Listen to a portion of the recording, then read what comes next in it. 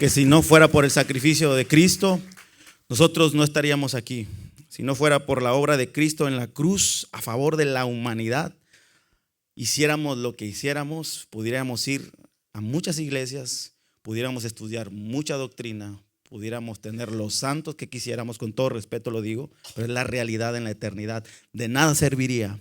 En la eternidad, dijo una vez un predicador, en un estadio estaba predicando, solamente brilla como un diamante en una densa oscuridad una sola cosa, y es el sacrificio de Cristo. Usted lo sabe, ¿verdad? Ante Dios no hay ricos, no hay pobres. Ante Dios, en el tercer cielo, el lugar donde está Dios, algunos teólogos dicen que es en el norte del universo, que ni el telescopio más sofisticado que tiene la NASA o los científicos más poderosos en el mundo han podido crear algo que llegue hasta allá visualmente, ¿verdad? Tienen uno que otro destello. Estamos en un inmenso universo, mis hermanos. Y Dios allá, muy por allá tiene su trono, el tercer cielo, el lugar donde está Dios. Estoy así porque me siento como pollo rostizado de los que venden en Reynosa. Sí, dice, hermano, no estamos acá, bueno.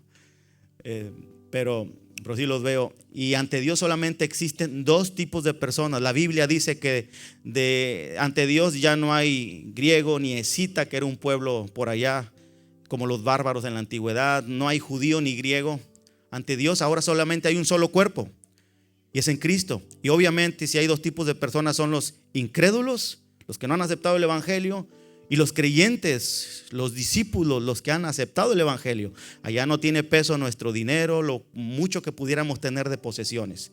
Solamente brilla una cosa en la eternidad que marca la diferencia, y es el glorioso evangelio de Cristo. El hecho de que Dios se hizo carne y Él murió por nuestros pecados, y que aquel que cree en Cristo, así de sencillo, Dios obra en su corazón, deposita su espíritu, es sellado. El día que cierre sus ojos o que venga Jesús por su iglesia, estaremos con Él para siempre. ¿Usted lo cree? Bueno, me gustaría compartir con ustedes un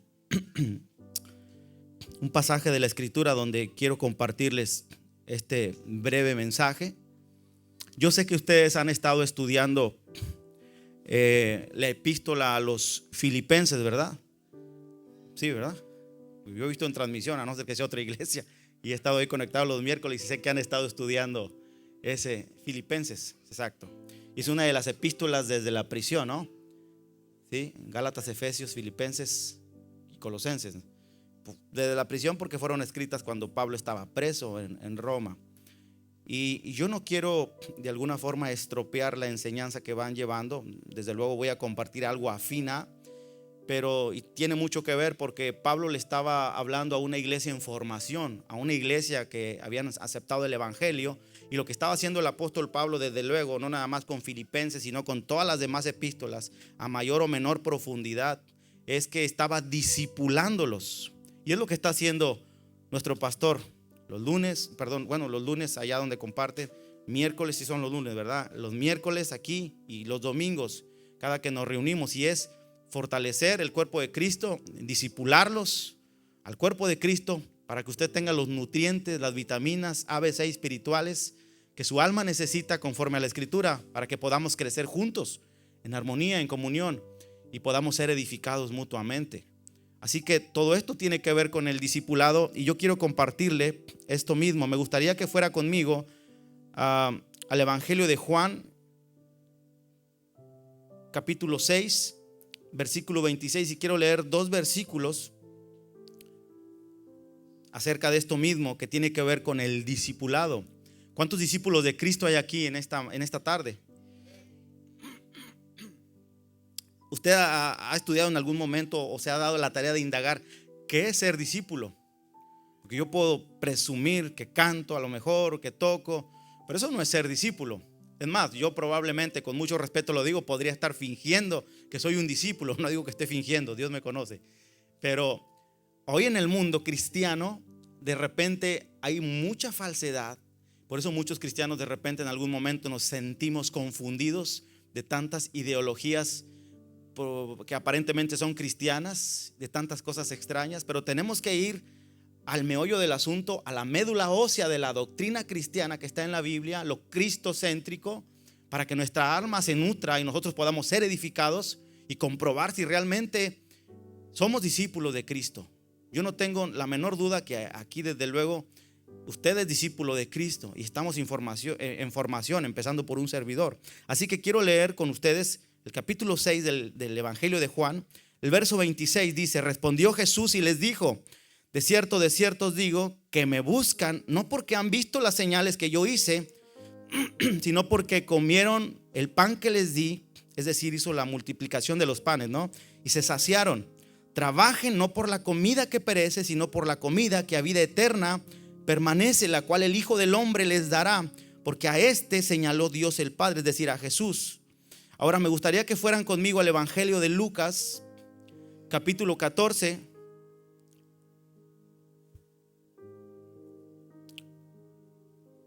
Desde el versículo 25, creo que se los van a poner ahí en la pantalla, ¿no? Si no, lo leemos. Lucas capítulo 14. ¿Qué dice el versículo 25? Ajá. Está hablando de que grandes multitudes iban con él. Y el Señor hace una pausa y se voltea y prácticamente les pone un alto. Hey, acá, tranquilos. Y les empieza a decir, y me encanta lo que dice el verso 26: si alguno viene a mí y no aborrece a su padre, a su madre y mujer e hijos. Yo creo que a esta altura, antes de decir hermanos, ya el 40% ya se había regresado, porque les dijo aborrecer. Y cuando dice y hermanos y hermanas, ya el 80% estaba atrás. Y aún también su propia vida, y probablemente quedaron sus discípulos y uno que otro contado por ahí. Porque esto es una frase muy fuerte para los hebreos en ese tiempo. Y aún también su propia vida. Si no aborrecen todo esto, no pueden ser mis discípulos. Wow, esto es un precio muy alto que seguir. Es como si el pastor, bueno, me voy a poner de ejemplo a mí, y me paro aquí y sería una herejía si yo les digo: hermanos, pues ¿saben qué? El que no se dé un balazo en la cabeza no puede ser cristiano. Probablemente, bueno, el único que se rió fui yo, porque sé lo que les voy a decir.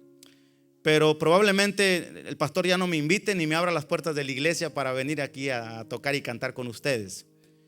A Cristo lo miraron igual, como muchos me están mirando probablemente ahorita, porque la palabra que Cristo les dijo fue fuerte. De hecho, hubo en algún momento, muchos se regresaron y dijeron: dura es esta palabra, ¿quién la puede oír? Usted recuerda esa parte en el Evangelio de Juan. Y Jesús le preguntó a sus discípulos: ¿ustedes se quieren ir también con ellos? Porque el Señor tenía mucha determinación. Él no andaba perdiendo el tiempo, él estaba actuando conforme a la voluntad de Dios, y lo que hablaba, lo hablaba conforme a la oportunidad que Dios traía, su voluntad perfecta, porque él sabía que tenía poco tiempo, iba a formar a sus discípulos, iba a pagar en la cruz y se iba a ir con el Padre, e iba a venir el Consolador. Y el Señor era muy determinante sobre quién los iban a seguir. Él quería que pensaran, y quiere desde luego, mis hermanos, sin lugar a dudas, que nosotros nos examinemos. ¿Qué estamos siguiendo? ¿Cuál es la motivación por la que nos congregamos? No para que deje de venir, sino para que estemos firmes en lo que hemos creído y así podamos ser edificados. De otra manera no vamos a poder ser edificados. Y el Señor les dijo: ¿quieren irse ustedes también? Y se acuerda de la famosa frase. ¿Y quién lo dijo? Aquel que tenía más larga la lengua que el cerebro, dijo un hermano. No sé qué tan grande está el cerebro, que era Pedro, y rápido hablaba: Señor, ¿a quién iremos? ¿Y qué dijo? Solamente tú tienes palabras de vida eterna. Yo creo que esa es la palabra que nosotros tendríamos que tener en mente, no solamente esta mañana, sino siempre. ¿A quién iremos? ¿A dónde me puedo ir? Solamente Cristo en la Escritura tiene palabras de vida eterna. Mis hermanos, a mí me gustaría que ustedes hicieran la siguiente pregunta: ¿somos discípulos o somos simples creyentes? Esto no es un regaño. Yo no soy el predicador del regaño o el predicador del desastre, pero sí me gusta cuando la Escritura nos confronta con nuestra realidad. ¿Soy un discípulo, yo, Luis Medellín, o soy un creyente? Desde luego todos somos creyentes, pero menciono creyente bajo el contexto de lo que leímos al principio. El hecho de que Jesús les dijo: ustedes me siguen por el milagro que yo hice. Probablemente yo en algún tiempo seguía al Señor por los milagros que Él hacía, pero yo no tenía comunión o intimidad con el Señor. Y este es un principio. Por esa razón muchos en la iglesia probablemente no podemos aplaudir, porque no estamos en intimidad con Dios. Un principio en la Biblia, por ejemplo, de adoración para un discípulo es que no puede tener comunión con sus hermanos. Alguien dirá: ¿cómo no? realmente, bíblicamente, no puede tener comunión con sus hermanos, no puede haber una conexión si primero no hay intimidad con Dios. Y la intimidad es de uno a uno con Dios en la casa. Cuando ya nos juntamos 5, bueno, se convierte en comunión con nuestros hermanos. Pero para poder fortalecer la comunión tenemos que estar en intimidad con Dios. Y creo que a eso se refería el Señor. Ustedes me siguen por el milagro que yo les hice, pero persigan mejor aquello que el Padre les da, la comida que no perece, parafraseado o en otras palabras, aquella que a vida eterna permanece. Y después les habla que Dios señaló a uno, y es decir, es Jesús. Y después les hablaba que Él era el maná, el pan del cielo. ¿Se acuerdan? Entonces a mí me gustaría que nos pusiéramos a pensar a manera de introducción, y no voy a tardar mucho, pero que pensáramos si realmente estamos actuando como discípulos, porque podemos ser discípulos, pero Dios nos deja la tarea de que nosotros trabajemos en nuestra vida para manifestar que somos discípulos de Cristo. ¿De acuerdo? Así que me gustaría compartir rápidamente 4 cosas que, a resumidas cuentas, en la Escritura el Señor lo mencionó en los evangelios, que evidencian que nosotros somos discípulos de Jesús. ¿De acuerdo? Así que me gustaría que me ayudaran mis hermanos ahí en la pantalla. Y hay una primera cosa. Antes de empezar, quisiera comentarles 2 cosas que tienen que ver con el discipulado. Solamente 2 cosas, mire. En primer lugar, el ser discípulo de Jesús no es el requisito para ser salvo o para ser cristiano. Ahora, sé que probablemente esto parezca una herejía, pero créame que no lo es. Porque si el ser discípulo de Jesús es el requisito para ser salvo, entonces la salvación sería por obras. Y la Biblia dice que la salvación no es por obras. Si usted tiene eso en su cabeza, o si usted le enseñaron eso en alguna otra iglesia, no sé, la Biblia enseña que la salvación no es por obras. Eso es en primer lugar. En segundo lugar, lo que le quiero comentar de discípulos es: el ser discípulo es el resultado de haber creído en Jesús. Obviamente, circunstancialmente, cuando Jesús le dijo a sus discípulos, estaban en una dispensación caída. El Espíritu Santo aún no había venido. Dependían mucho del esfuerzo que ellos hicieran por aceptar al Mesías, por seguirlo. Obviamente, cuando ya el Señor mandó su Espíritu Santo, en esta era le llaman teológicamente la dispensación de la gracia. Desde que Cristo resucitó, vino su Espíritu Santo, hasta que Cristo venga, toda esta es la dispensación de la gracia. ¿Sabe qué? Y es la mejor dispensación, porque nosotros no éramos pueblo de Dios. Y es ahora que tenemos la oportunidad de creer en Jesucristo y ser salvos. Eso es el evangelio. Así que, en segundo lugar, ser discípulo es el resultado de que ya somos salvos. Y Dios nos deja la tarea de que en comunión, en intimidad con Él, nosotros podamos manifestarle al mundo que hay gente diferente, que hay gente honesta, que hay gente sincera, que hay gente que no se queda con el cambio, que hay gente que sabe perdonar bajo circunstancias que otros no podrían perdonar. Eso tiene que ver con evidenciar que somos discípulos. Le puedo preguntar algo ahora sí, bajo todo esto que dije, ¿hay discípulos de esos aquí en la iglesia? Yo creo que sí los hay. Yo creo que sí los hay. No me diga lo contrario, hermano. Y yo creo que su pastor, nuestro pastor, sabe que los hay también. Por eso esta iglesia ha estado creciendo y Dios ha estado trabajando aquí. Y me gustaría compartirle 4 cosas que caracterizan como resultado de que ya es salvo a un discípulo. La primera de ellas, la Biblia enseña, Jesús lo dijo en Lucas 14:26, allí donde leímos que un discípulo no es que deba, es que un discípulo fue diseñado para demostrar abnegación. ¿Alguien había escuchado esa palabra? Abnegar. Bueno, probablemente usted tenga 80% más de idioma de inglés, pero yo que vengo de un barrio bravo de Reynosa, yo no soy bravo, pero yo vengo de un barrio donde hay muchas balaceras y de repente utilizamos otro lenguaje muy coloquial, pero quiero hacerlo más claro. Abnegación es negarse a sí mismo. Ahora, ahí dice aborrecer. ¿Qué significa aborrecer? Jesús lo utilizó como una palabra que fue muy dura para los judíos. Aborrecer significa amar menos. Y eso tiene que ver con abnegación, porque tiene que ver con darle el primer lugar a Jesús cuando antes no lo tenía. Cuando el primer lugar lo tenía mi novia, incluso el primer lugar probablemente lo podría tener mi esposa. el primer lugar probablemente lo tenía mi trabajo, pero vienes a Cristo y el primer lugar lo debe de tener Cristo ahora. Para yo poder tratar bien a mi esposa y honrarla, yo tengo que darle el primer lugar a Cristo en mi vida. Yo tengo que amar menos incluso a mi esposa para amar menos a Jesús. No me malinterprete, por favor, pero eso es bíblico. Tiene que darle usted el primer lugar. Yo tengo que darle el primer lugar a Jesús, rendido a mi vida, para que yo pueda funcionar como un buen esposo. Yo ya lo intenté y no se puede de otra manera.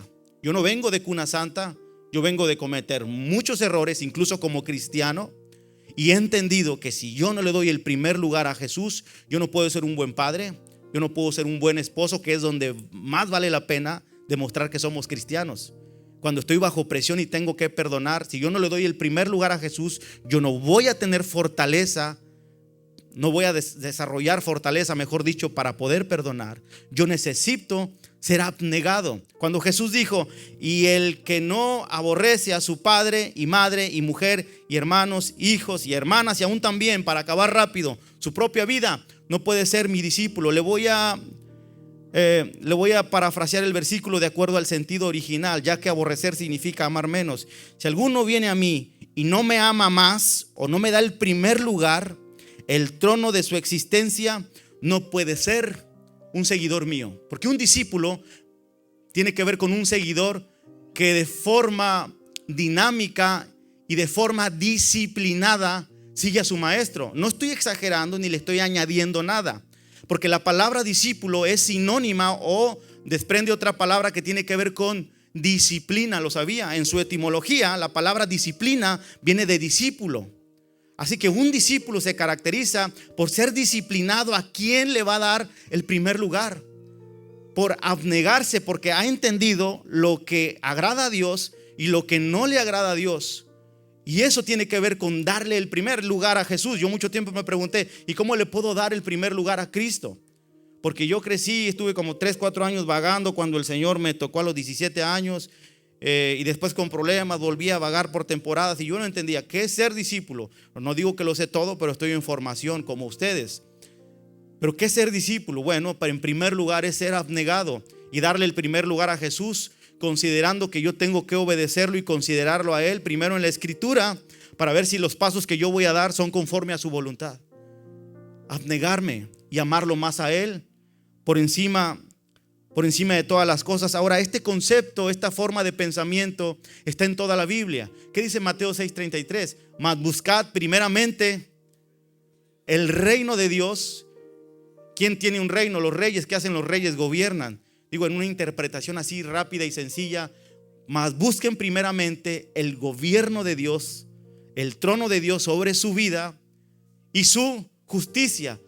El apóstol Pablo en algún momento dijo que pensáramos que en todo lo bueno, en todo lo justo, en todo lo honesto, que busquemos el gobierno de Dios a través de su reino en nuestra vida y que sigamos todo lo justo. Mis hermanos, no podemos seguir todo lo justo si no vamos al texto sagrado. Le hago así porque aquí traigo como 12 versiones de la Biblia en una aplicación.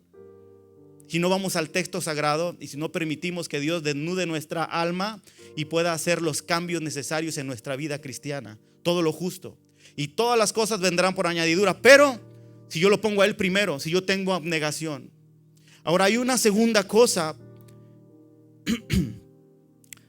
que tiene un discípulo y suena un poquito duro, un poquito rudo, probablemente hasta fuera de lugar, porque Cristo viene y da vida. Pero hay un momento en que Cristo, por ejemplo, dijo: yo no he venido para que tengan paz, yo he venido para traer disensión. Y habló de algo que probablemente aquí no pasa y nada más pasa allá en mi ciudad, en Reynosa. Y dijo: yo he venido para poner en pleito prácticamente a la nuera contra la suegra, al hijo contra el padre. Probablemente aquí no se pelean las nueras con las suegras o los hijos con los padres, pero allá en Reynosa pasa mucho. Y yo era uno de ellos, desde luego, en pleitos constantes con mis padres, un rebelde sin causa. ¿Será que Jesús estaba refiriendo a que Él va a provocar pleitos nada más porque sí? ¿O que es un Cristo peleonero? ¿O que los cristianos debemos de ser rudos, peleoneros y siempre dividir? No se refería a eso, sino que a causa del evangelio la gente nos iban a aborrecer en muchas ocasiones. Probablemente alguno te va a amar o te hace creer que te está amando. Pero en el momento que tú tengas que actuar conforme a los principios bíblicos sagrados, en alguna práctica, en tu trabajo, en la escuela, sabes que yo no puedo participar de estas cosas porque pues no van conforme a los principios de Dios. Esto no agrada a Dios. Te aseguro que desde ese momento va a haber una separación en esa relación. Bueno, a eso se refería Cristo. Yo no he venido para traer unidad, en otras palabras dijo, sino para traer espada. Pero Él es el príncipe de paz, ¿no? Y ahora dice que ha venido para traer disensión. Se refería a eso, que a causa del evangelio muchos ya no te van a aceptar, no te van a ver igual. ¿Sabe por qué? Porque ahora nosotros estamos muertos, pero a la vez estamos vivos. Y eso es lo segundo que caracteriza a un discípulo, y es la muerte. ¿Sabía usted eso? Sé que suena duro, suena, no sé si para alguien ridículo, pero un discípulo tiene que tener muerte en su vida. Ahora, la muerte va en dos sentidos, y lo quiero explicar y ser lo más claro, conciso, y dijo un hermano, y macizo en esto que voy a decir para que no se malinterprete. Un discípulo tiene que tener muerte en su vida. ¿Por qué? Porque para empezar, como dije al principio, conforme a la Biblia, un verdadero discípulo es aquel que ha nacido de nuevo. Por eso el discipulado no es el requisito para que hoy soy más cristiano que ayer, mañana ya soy más cristiano, tengo 2 meses en el discipulado, hoy ya casi soy salvo, hermanos. ¡Pum! Nos da un ataque al corazón y ya el hermano no se salvó porque no completó el discipulado. Qué triste. ¿Y dónde queda el sacrificio suficiente de Cristo para la humanidad, no? Entonces, el discipulado es el resultado de que somos salvos. Pero cuando somos salvos, la Biblia lo dice en Gálatas 2:20 de esta manera. Lo voy a leer de un versículo que a mí me gustó más claro en la Nueva Traducción Viviente. Mi antiguo yo ha sido crucificado con Cristo. Ya no vivo yo, sino que Cristo vive en mí. Así que vivo en este cuerpo terrenal confiando en el Hijo de Dios. Es decir, vivo confiando porque yo ya fui crucificado, porque yo ya soy salvo. Vivo confiando en el Hijo de Dios, quien me amó y se entregó a sí mismo por mí. Para mí, no sé para usted, el sentido totalmente cambia y yo lo entendí más. Para empezar, mi ego fue crucificado, aquello que me impedía acercarme al Señor, obviamente porque Dios por su Espíritu me convenció de pecado, de justicia y de juicio, y Dios me trajo a sus caminos. Y fue por eso que yo pude creer en Cristo. Sí, yo dije, yo acepto a Cristo, pero fue Dios quien me motivó, porque Él pone el querer como el hacer, dice en Romanos, no por su buena voluntad. Él obró en mí para que yo creyera en Cristo. Y allí se produjo la muerte. Pero yo sé que hemos hablado y escuchado de la muerte espiritual que causa el pecado, el ADN del pecado que pasó a todos los hombres por cuanto todos, dice la Biblia, por cuanto todos pecaron, ¿no? Pero por eso decía, quiero decirlo con mucho cuidado para que no se confunda. En un discípulo tiene que haber muerte, pero muerte a nuestro ego, muerte a la antigua vida. ¿Qué dice la Biblia acerca de esto? Que en Cristo nos hemos levantado a una nueva vida, ¿sí o no? Eso enseña la Biblia. Al recibir a Cristo morimos a nosotros mismos, y eso no es en sentido figurado, mis queridos hermanos. Eso es algo que pasa en el espíritu, es algo indescriptible y es algo que Dios produce en el ser humano por su espíritu, no por obras de justicia que nosotros pudiéramos hacer. Por eso la salvación depende solamente de Dios por su espíritu en nosotros. Y es allí cuando se produce la muerte, en el sentido de que morimos a nosotros mismos, pero también la vida, y vivimos ahora unidos con Cristo. Porque si la muerte viene, o de ahí viene la palabra separación, o de la separación, de ahí viene la palabra muerte, eso significa estar separado de la gloria de Dios, por cuanto todos pecaron, es decir, erraron al blanco, que era la voluntad perfecta de Dios. Todos fueron destituidos, separados. Por eso se utiliza esa palabra, destituidos de la gloria de Dios. Pero en Cristo morimos a nosotros mismos por su Espíritu y somos unidos nuevamente con Cristo. Ahora, esa es la enseñanza paulina en toda la epístola a los Romanos, en parte en todas las demás epístolas, y es a lo que Cristo se refería en este pasaje. Un discípulo tiene que tener muerte, porque en Lucas 14:27 el Señor dijo: y el que no lleva su cruz y viene en pos de mí, no puede ser mi discípulo. Ahora, tomar la cruz era muy fuerte, porque sería lo equivalente, como lo dije hace rato, o sería lo equivalente, gracias, hermano, y sería lo equivalente a decir: y el que no se suba a la silla eléctrica, aunque no sea delincuente de ese nivel, pero el que no se suba a la silla eléctrica y se muera allí, no puede ser cristiano. Si no me cree, búsquelo o pregúntele al mejor de los teólogos y le van a explicar lo mismo. No que yo me considere el último de los mejores teólogos, no, para nada. Pero cerciórese, eso significa. En otras palabras, el significado original, ponga mucha atención, era este: y el que quiera y el que no se muere no puede ser mi discípulo. Así a resumidas cuentas. Y el que no se muere no puede ser mi discípulo. La evidencia que una persona ya está muerta a sus pasiones, a sus deseos, a su estado de pecado, no es que ya no vaya a cometer pecado. No me malinterprete, porque eso es bíblico. Sino que ya no va a disfrutar el pecado, sino que ya no se va a regocijar, sino que va a haber algo que le va a redarguir. Y mire, y esto es algo súper poderoso e interesante. Y a esto la Biblia le llama el proceso de la santificación. Una cosa es que a través de Cristo Dios nos presenta como justos y santos ante el Padre, y eso es algo poderoso que depende de Dios. Y otra cosa es la vida en santidad que nosotros vivimos aquí en comunión, en intimidad con Dios. Y este es el segundo tipo de muerte que yo le dije hace rato, que nosotros debiéramos vivir diariamente, puesto que ya nosotros somos salvos. Se lo demuestro porque en Colosenses capítulo 3 verso 5 el apóstol Pablo, el Espíritu de Cristo en el apóstol Pablo, que era su amanuense directo, escribió esto, puesto que el Espíritu Santo lo inspiró, ¿verdad? Le escribió en Colosenses capítulo 3 verso 5: hagan morir. Y en la gramática en que se escribió haced, es una orden. Dios no da una orden a no ser que Él sepa que nosotros la podemos obedecer. ¿Y sabe por qué la podemos obedecer?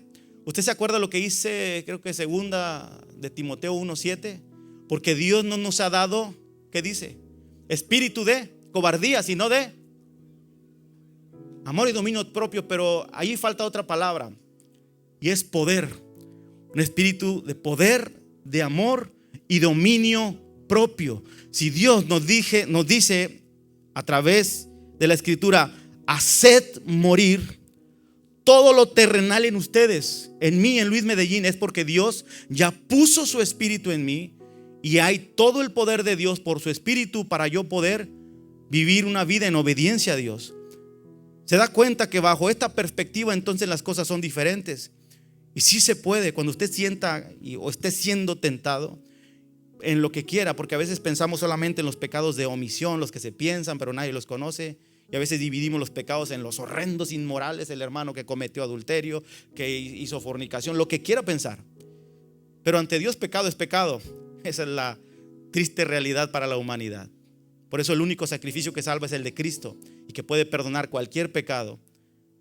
Así que cuando Dios nos manda a dejar todo eso y ya estamos en Cristo, es porque Dios ha dado el poder ya por su espíritu, y por esa razón Él da la orden: haced morir todo lo terrenal en ustedes. Es decir, aquí en la vida diaria, en la vida práctica, ya no lo obedezcas, porque eso ya no le corresponde a un cristiano. Eso ya no honra a Dios, y eso te va a cerrar las puertas de bendición. No vas a poder experimentar la voluntad de Dios. Obviamente una persona que es salva 100% nunca se va a regocijar en el pecado.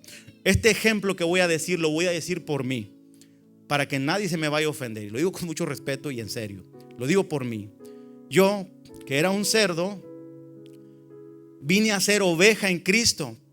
Y aunque muchas veces me volví al zoquete o al lodo, perdóneme la expresión, pero no es una mala palabra, yo entendí que yo ya no era cerdo, porque continuamente yo me quería limpiar. Sonó a poema, ¿verdad? Discúlpenme por el ridículo de mi poema, pero yo me di cuenta que yo ya no era cerdo. No estoy para nada hablando de dar licencia para pecar. Lo que digo, conforme a la Biblia, es que tarde o temprano nos vamos a equivocar, y la evidencia de que Cristo está en ti es que tú vas a perdonar aun cuando los demás bajo presión no perdonan. Porque yo conozco a mucha gente que presume de Cristo y cuando están bajo presión no perdonan, que cuando se envuelven con los demás se comportan igual que ellos y no marcan del todo una diferencia. Cuando estás en Cristo y realmente eres oveja, hablando de mí, yo me di cuenta que las cosas habían cambiado. Algo había pasado dentro de mí, y a pesar de que pasé pruebas y he pasado pruebas y muchas luchas, probablemente no tantas como usted, pero sí las necesarias para darme cuenta que algo cambió dentro de mí. Y es que hubo muerte. Yo estoy seguro que en usted también. La muerte a mi ego. Un discípulo, en segundo lugar, tiene muerte. El que no lleva su cruz, el que no muere para sí, no puede ser discípulo de Jesús. En tercer lugar, y ahorita ya voy a terminar, es que un discípulo de Cristo, un discípulo genuino de Cristo, tiene un distintivo muy particular, pero muy poderoso. De hecho, es el que redunda en toda la Biblia para la eternidad, incluso más que los dones. ¿Ha escuchado hablar de los dones del Espíritu? Yo no voy a ponerme a hablar de los dones del Espíritu, no porque no valga la pena, y en parte pues no viene al caso ahorita. Ya su pastor se encargará de compartir una enseñanza de eso. Pero sí le voy a hablar del mejor don, porque lo da Dios, y no porque Dios lo tenga, sino porque Dios es ese don. En primera carta de Juan, capítulo 4, verso 8, el Espíritu Santo inspiró al apóstol Juan para escribir estas hermosas palabras. Dios es amor. Y el hecho de la frase es amor significa una sola cosa, mis hermanos. Y esto es poderosísimo. Dios no tiene amor, ni Dios tiene fidelidad. ¿Sabía eso? Dios es amor en esencia, en su naturaleza, es algo intrínseco en Él, es decir, que no se puede separar. Dios es fiel, Él no se esfuerza en amar a nadie, Él simplemente es amor. Por eso cuando su Espíritu nos toca, lloramos, sentimos algo indescriptible que no lo podemos describir en 4 puntos doctrinales. Es algo que hasta que lo vives lo entiendes, y es el amor de Dios puesto en el corazón. Y es ese amor el que debería caracterizar a un cristiano. En una ocasión, allá en Reynosa estábamos en una enseñanza, estoy hablando de hace como 10 kilos atrás, 10 años atrás. Yo estaba más delgado y estaba compartiendo un hermano acerca del discipulado, acerca del amor. Y yo recuerdo, no se me olvida nada, yo acababa de tocar el piano y pasé y me senté enfrente y estaba tomando agua, y de repente pasa un niño como de 2 años y medio, estaba aprendiendo a caminar.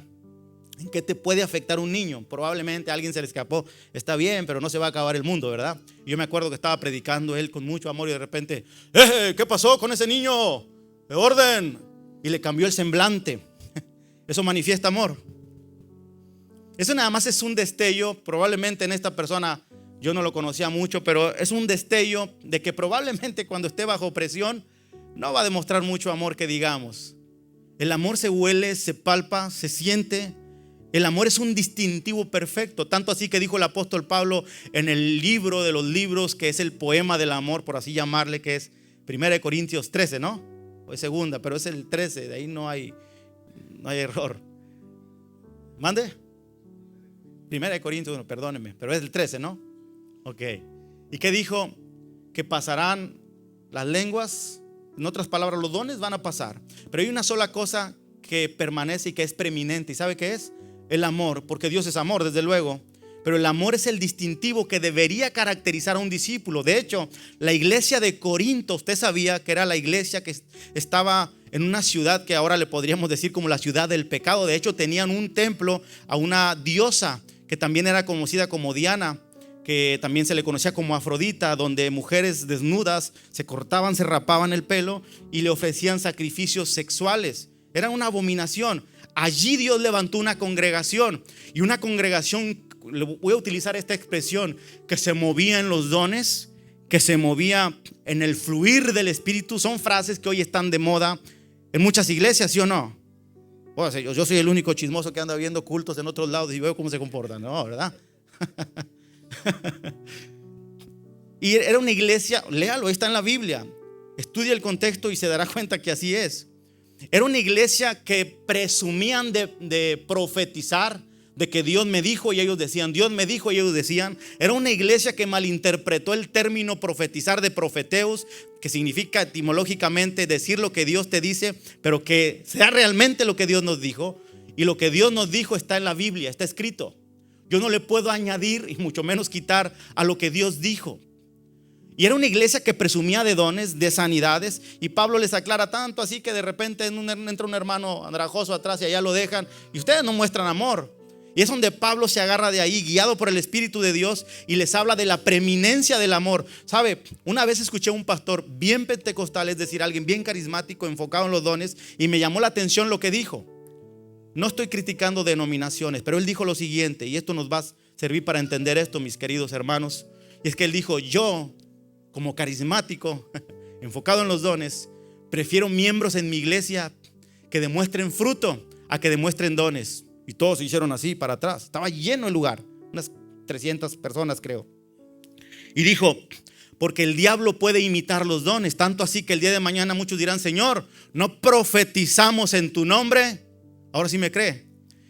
Señor, ¿no hicimos muchos milagros? Es decir, manifestamos dones de sanidad. Y les diré: apártense de mí, yo nunca los conocí. ¿Se da cuenta? Y dijo: porque el diablo puede imitar los dones, pero hay algo que el diablo no puede imitar, y es el fruto del Espíritu, porque es el ADN de Dios puesto en el ser humano que ha creído en Cristo y que ha nacido de nuevo. ¿Sabe? Yo dejé de pedirle a Dios que me diera más amor o que me diera más fe. Probablemente sea su situación bajo valga la redundancia, la situación que ahorita esté atravesando. Algún problema que nadie sepa en su matrimonio, algún problema en su cuerpo, en alguna parte de su cuerpo y que no le ha dicho a nadie, probablemente está bajo presión y no sabe qué va a pasar, pensamientos de muerte, de suicidio, no sé. Y usted ya está en Cristo y pensó que tal vez eso nunca iba a venir. Y yo dejé de pedirle al Señor bajo circunstancias así que yo he pasado, y le he dejado de pedir más fe y más amor, no porque dejé de creer, sino porque Dios ha depositado eso, por así decirlo, en el ADN, en la nueva naturaleza, por su Espíritu en mi vida. Yo he entendido que bíblicamente yo tengo que ejercitar mi fe en la Escritura. Yo tengo que ejercitar el amor que Él ha puesto en mí en la Escritura, para que crezca, no en el sentido de que Él me dé más, sino que se desarrolle aplicando la Biblia en sus principios, y yo pueda demostrar que como discípulo yo tengo amor. Usted dirá: pero hermano, los discípulos dijeron: Señor, aumentanos la fe. Bueno, ellos estaban en una dispensación caída, el Espíritu Santo no había venido. Y mejor aún, hay un pasaje en la Biblia, en Gálatas capítulo 5 verso 22, si no erro, donde el Señor dijo, o el Espíritu Santo por medio de Pablo dijo: mas el fruto del Espíritu es ¿qué? De entrada, amor, gozo, paz, paciencia, benignidad, bondad, fe. Entonces yo le voy a pedir más fe al Señor. Puede pedírsela, pero estoy casi seguro que Dios por su Espíritu le va a hacer ver que el amor y toda la fe está en usted. Ahora hay que ejercitarlo en la Escritura para demostrarle al mundo que hay discípulos de a de veras.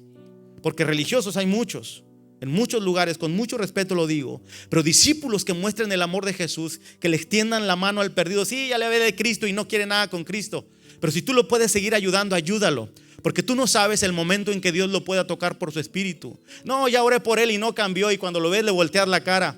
Si tú le puedes sonreír, haz un esfuerzo y sonríele. Probablemente es la última sonrisa o la única sonrisa que ha visto en todo su ajetreado día. A mí me dijeron un día, trabajaba para una funeraria y estábamos en no era el que abría los cuerpos, pero trabajaba en ventas en la oficina, y siempre nos decían, utilizaban mucha metafísica, pero me gustaba una frase: sonríanle a los demás. Probablemente sean la única sonrisa que han visto en todo el día. Un discípulo verdadero hace eso mismo, paga el precio y le da amor a la gente. A veces la gente lo único que necesita es un abrazo, una oración sazonada con un buen abrazo. Mi hermano, quiebra a cualquiera que esté pasando por crisis. Y la gente necesita ver a los cristianos de a de veras. Y yo estoy seguro que esos discípulos que demuestran amor están aquí en Árbol de Fe. Esperanza y válgame, no me va a decir que no. ¿Por qué no le da un aplauso a Jesús? Gloria a Dios. Mire. El amor que utiliza el Nuevo Testamento, siempre que se refiere al amor entre cristianos, no sé si usted lo sabía, pero para mí fue como encontrar una gema, una perla de gran precio en la Biblia, y es la palabra agapao o ágape. ¿Sabía eso? Es decir, cada que la Biblia dice que nos amemos unos a otros, porque Dios es amor, ¿se acuerda? Cada que habla de que amemos bajo el contexto de perdón, es ágape. ¿Sabía eso? Es decir, ágape es un amor sacrificial. Hay tres tipos de amor en la Biblia: el amor eros, de donde viene erotismo, erótico, lo sexual, el amor sexual; de donde viene el amor también filos o fileo, el amor de amistad. Yo amo mucho a mis amigos, pero cuando la Biblia habla de ágape, es un amor único que viene solamente de Dios. Viene desde allá, desde lo más profundo del tercer cielo, en el corazón del Padre, manifestado a través de Jesucristo. Y es ese amor del que habla la Biblia cuando dice, mas el fruto del Espíritu es amor, es ágape. Porque si tú tienes ese amor sacrificial, y yo entendí el sentido del versículo 22 de Gálatas 5. En otras palabras, este versículo dice, mas el fruto del Espíritu, no son los frutos, es una misma cosa manifestada de muchas maneras. Mas el fruto del Espíritu es, si tú tienes amor, vas a tener gozo. Si tú tienes amor, vas a tener paz. Si tú tienes amor, vas a tener verdadera paciencia. Si tú tienes amor, vas a ser bondadoso. Si tú tienes amor, ese amor te va a impulsar a tener y a desarrollar la fe que su Espíritu puso en ti. ¿Me sigue hasta aquí? Un discípulo se caracteriza por ese amor ágape sacrificial. Y por último, un discípulo da fruto. Y quiero mencionarle dos cosas que usted va a ver ahí. En primer lugar, el fruto es el resultado, no es el requisito. Una persona que no ha nacido de nuevo, desde luego, no le podemos exigir que dé fruto. Lo podemos poner como diácono, lo puedo poner a cantar, incluso a predicar, pero él nunca va a poder dar fruto, porque el fruto al que se refiere es el producto, el resultado de haber tenido un contacto en el Espíritu por el Espíritu Santo. Y no me refiero a que tembló y dijo cosas extrañas, no. Lo más importante no es eso. Usted puede experimentar eso o no, pero si usted no ha nacido de nuevo y si usted no evidencia con un fruto de acuerdo a la Escritura que Cristo está en usted, de nada sirve temblar, de nada serviría brincar. Lo digo con mucho respeto. En primer lugar, un discípulo da fruto, y el fruto es el resultado a causa de haber creído en Cristo. No es la condición para ser discípulo, como a veces probablemente se puede interpretar. Y en segundo lugar, el fruto honra. ¿Sabe qué? Le da gloria a Dios. Y voy a ir terminando con esto. En Juan capítulo 15 verso 8, Jesús dijo, en esto es glorificado. ¿En esto es qué? Es decir, mis hermanos, aquí podemos cantar otra vez 10 veces el Cordero y el León. Me gusta mucho ese corito. Viva la fe, viva la esperanza, viva el amor. No estoy criticando los coros para nada, pero es un ejemplo. Y podemos tener noches de adoración y de alabanza y que venga el cantante más prestigioso, el que usted quiera. Pero si yo no doy fruto, yo no puedo glorificar a Dios realmente. ¿Sabía usted que como discípulos fuimos diseñados para proskuneo? Proskuneo es una palabra la que se utiliza como adoración en la mayor parte del Nuevo Testamento y parte del Antiguo Testamento, que es estar rendido totalmente a su Dios. Y esta palabra se utilizaba para los esclavos y para aquellos que se rendían a los reyes y se ponían pecho tierra o panza tierra y se ponían así con la frente pegado. Era la evidencia en la antigüedad de que le entregaban todos sus bienes y todos sus bienes personales, toda su alma, toda su existencia, se la dedicaban a aquella persona o a los dioses que adoraban. Proskuneo ahora en nuestro corazón es estar rendido totalmente en nuestra voluntad a Dios, porque de nada me serviría hincarme y cantar 20 coros de adoración, 1000 coros de alabanza y adoración, pero yo no glorifico a Dios con un fruto rendido a Él, que mi alma esté rendida al Señor. Desde ahí la perspectiva es otra.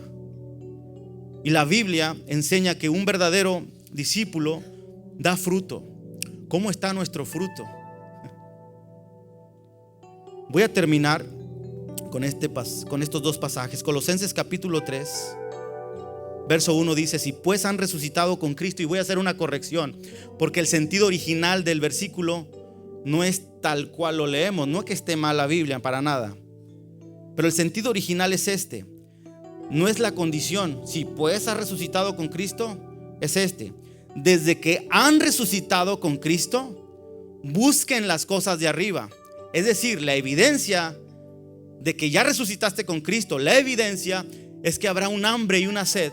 Probablemente te vas a equivocar, y se lo profetizo, se va a equivocar y no una, muchas veces en el día, pero va a haber algo que no se va a poder quitar de encima si ya nació de nuevo, y es el deseo de estar con sus hermanos, por ejemplo, de convivir con sus hermanos.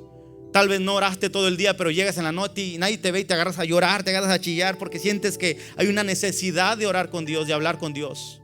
¿Alguien ha sentido eso? Yo estoy seguro que sí, por eso está aquí. Porque no lo traen como a mí de chiquito, que mi mamá me vendía 2 pellizcones y me decía, y te doy un tercero si no cantas conmigo. Yo ya cantaba bajo la ley, no bajo la gracia, porque mi mamá me sonaba. Y le voy a pasar la transmisión para que le dé vergüenza y vea lo que dije. Nada, es cierto. Es la evidencia de que ya hemos resucitado con Cristo. Y el segundo pasaje es el que leía al principio. Jesús les dijo: ustedes me buscan no por las señales que hice, sino porque yo les di pan. Yo hice un milagro y una multiplicación. Yo no sé si esa sea la condición de usted en esta tarde ya, de que busca a Cristo. Efectivamente hay una necesidad que solamente Cristo la puede suplir. Un cáncer Él lo puede sanar, pero hay algo más importante que un cáncer para sanar, y es la condición de un hombre sin Dios. Si usted está aquí y no le ha entregado su vida a Jesucristo, esto que le voy a invitar a hacer es la mejor decisión que usted podría hacer: entregarle su corazón a Jesucristo. No le estoy diciendo que dé más dinero a la iglesia. Yo no me meto en eso, porque eso para ser salvo ni bíblico es. Eso es ya cuando somos salvos, diezmamos, ofrendamos, y eso es beneficioso también para nosotros. Pero si usted aún no conoce a Cristo, yo le voy a invitar a que le entregue su corazón a Cristo. Es lo más fácil que existe, pero lo más poderoso. Ayúdeme en una cosa: incline su rostro, y aquellos que ya tienen a Cristo, ayúdenme a orar ahí en su espíritu, en su corazón, por aquellos que probablemente estén aquí y nunca han aceptado a Cristo, y nunca se han aceptado al Señor, y tal vez no son discípulos. No es que seamos un grupo selecto especial, no. Somos personas con bastantes errores, pero que hemos nacido de nuevo porque Dios tuvo misericordia de nosotros, no porque lo mereciéramos. Ahora sí, usted que me está ayudando a orar, ¿habrá alguien aquí que nunca ha aceptado a Cristo y quiere levantar su mano? Y yo puedo orar desde aquí por usted. No lo voy a exhibir, pero a mí me gustaría que usted aceptara a Cristo. Mire, es una iglesia y estamos predicando a Cristo. Si habrá alguien aquí que quiera aceptar a Cristo, levante su mano y aquí vamos a orar por usted. Que diga: yo nada más quiero aceptar a Cristo. Dios le bendiga.